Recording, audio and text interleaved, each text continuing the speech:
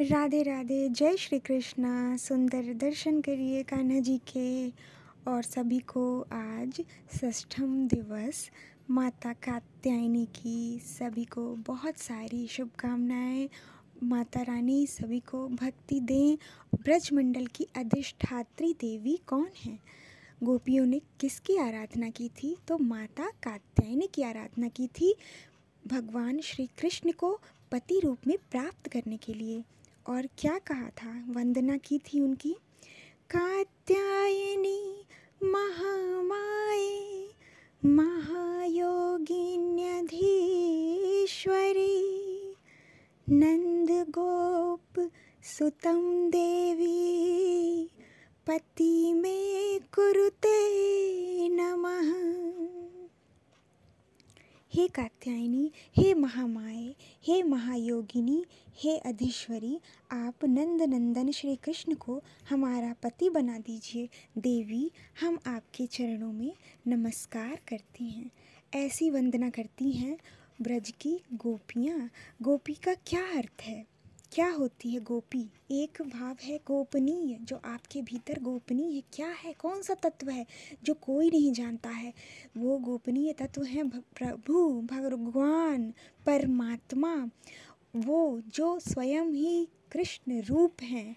परंतु जीव उनसे तब तक अलग रहता है जब तक भक्ति नहीं करता है। इस माया संसार से पार होने के लिए सभी प्राणियों को भक्ति करनी ही है, सभी मनुष्यों को भक्ति करनी ही है। और माता कात्यायनी ब्रह्म विद्या हैं, जो समस्त माया को धारण करती हैं और भक्ति करने पर महामाया बनकर भवसागर से पार कराती हैं और श्री कृष्ण भक्ति देती हैं। क्योंकि जो भी संसार में कामनाएं हैं किसी भी प्रकार की आपके भीतर, वो सभी भगवान से मिलने में आपको अति विलंब करती हैं और मिलने नहीं देती हैं। आत्मा का परमात्मा से मिलन नहीं हो पाता है। तो गोपी का यही अर्थ है कि आप स्वयं ही श्री कृष्ण बन जाएं, उस आत्म तत्व को, परमात्मा के तत्व को धारण कर ले आपकी आत्मा। आत्मा का परमात्मा से मिलन हो जाए। क्योंकि जब आत्मा भक्ति करेगी परमात्मा की, भगवान की, तब वो एक हो जाएंगे, एकाकी हो जाएंगे, एक रूप हो जाएंगे। तब भक्त और भगवान में कोई भेद नहीं रह जाता है। तो जब भक्त भक्ति करता है भगवान की तो दो होते हैं। तो दो का क्या अर्थ है? दो का अर्थ है द्वैत। द्वैत में भक्ति की जाती है और जब एक हो जाते हैं, भक्ति पूर्ण हो जाती है, तब अद्वैत हो जाते हैं, तो एकाकी हो जाते हैं भक्त और भगवान। तो गोपी भी पूर्ण श्री कृष्ण हैं। तो उनको प्राप्त करने के लिए ये आराधना करेंगी माता भगवती कात्यायनी की। तो सभी के पति हैं, पालनहार हैं, सभी चराचर जगत के, सभी प्राणियों के भगवान है। कोई भी साक्षी आप मानते हैं तो भगवान को ही मानते हैं, जो सब समस्त स्थान पर है। प्रभु व्यापक सर्वत्र समाना, समान रूप से सभी स्थानों पर, सभी प्राणियों में विद्यमान है। ऐसा जान लेने पर आपको ये ज्ञान हो जाता है। तो आप सदैव उनके साथ रहते हैं और कभी भी उनसे विलगता नहीं होती, अलग नहीं होते हैं, आप सदैव उनके साथ रहते हैं।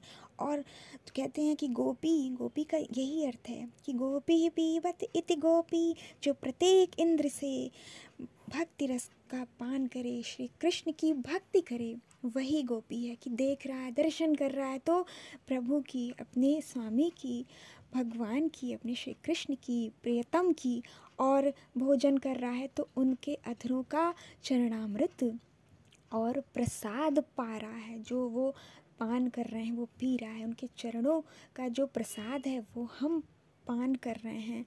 और उनके जो अंग के इत्र हैं दिव्य, वो लगा रहे हैं, पुष्प है, गंध ले रहे हैं। तो ये समस्त जो है संसार की कामनाओं और वासनाओं से सदैव के लिए मुक्ति देती है।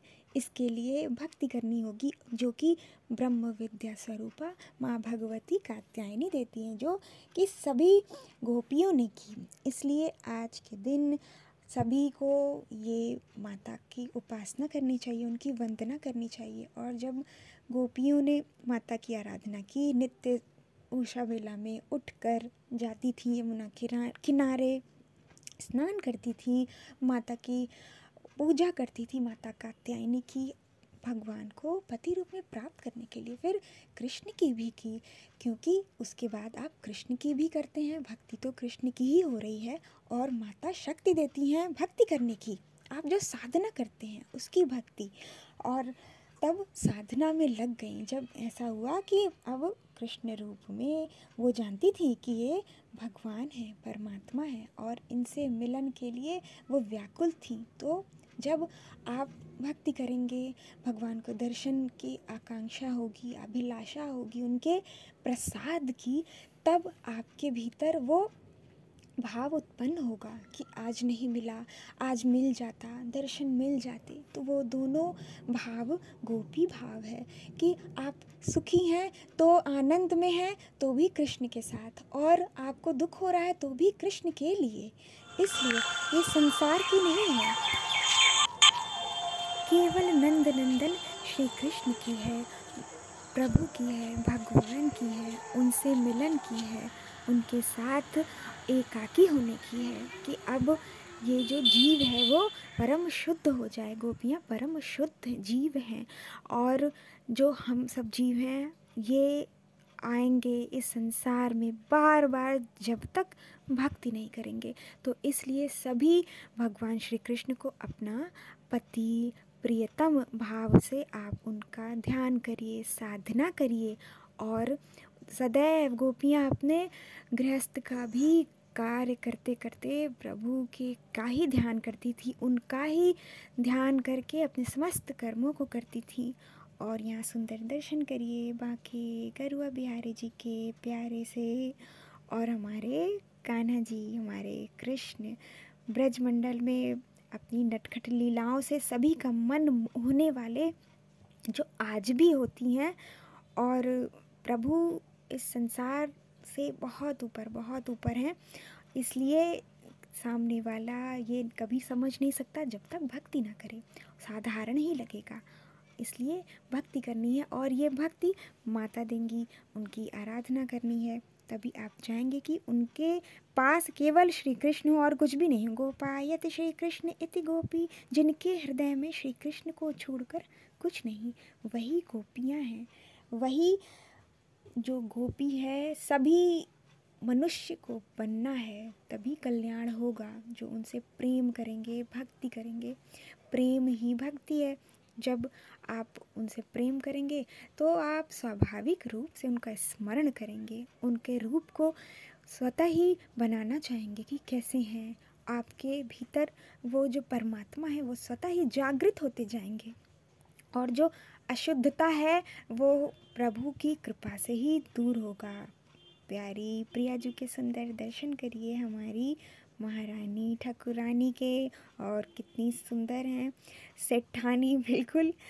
और इनकी कृपा से ही सब है, और इनकी कृपा से ही आप भक्ति करेंगे और भक्ति की धारा में बहकर राधा बन जाएंगे और महारास में प्रवेश मिलेगा। जब तक ये अशुद्धता है, संसार की कामनाएं हैं, और तब तक बाहर निकलकर नहीं आ सकता कि आप भक्त हैं। तो भक्त स्वयं को ये कब समझेगा, जब भगवान का आभास होगा, उनका आभास होगा। तो आज का जो है, सभी नवरात्रि में 7 दिनों तक सातों चक्र आपके शरीर में हैं, और माता भगवती और कृष्ण भगवान दोनों आपके हृदय में हैं, आपके शरीर में हैं, विद्यमान हैं। तो आज के दिन साधना का विधान बताया गया है। भगवान श्री कृष्ण संपूर्ण जगत के गुरु हैं। आपके कोई गुरु नहीं है तो आप उनको अपना गुरु बनाइए और साधना करिए। अपने नैनों से एकांत में बैठकर उनका ध्यान करिए। और साधना में लग गई थी सभी गोपियाँ, जिससे भगवान से उनका भेंट हुआ, आत्मा से परमात्मा का मिलन हुआ, और वो भगवान की प्रिय हो गईं। गोपियाँ कौन हैं? जो अष्ट सखियाँ हैं हमारी, वही गोपियाँ हैं। और वही अष्ट सखा भी हैं, क्योंकि भगवान के पास और आपकी आत्मा शुद्ध होती है। तो स्त्री और पुरुष तो आपका शरीर है, इसलिए स्त्री और पुरुष से ऊपर उठकर आप स्त्री तत्व और पुरुष तत्व की बात होगी। शरीर तो आपको ये माध्यम मिला है, इसलिए सभी गोपी बन सकते हैं आराधना करके, साधना करके। और आप जिस भाव से उनको भजते हैं वो गोपी भाव है, वही आपको प्राप्त होती है।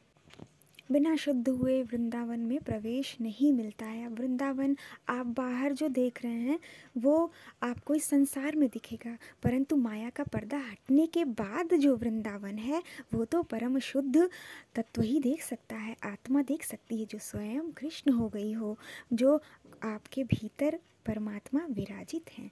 तो सभी भक्ति करिए और गोपी बन जाइए।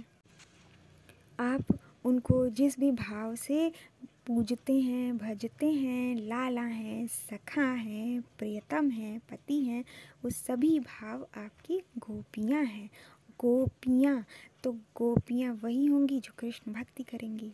ठीक, तो बहुत सारा प्रेम। जय श्री कृष्णा। राधे राधे।